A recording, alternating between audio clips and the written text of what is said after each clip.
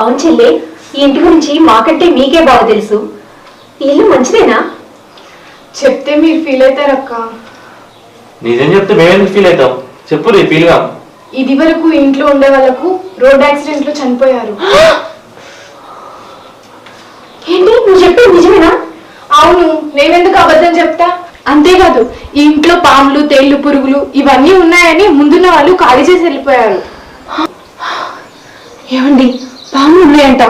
అసలే మన పాప అటు ఇటు తిరుగుతుంది. మనం వెంటనే ఇల్లు ఖాళీ చేసిపోదాం. నాకెందుకు అట్లా అనిపించలేదు.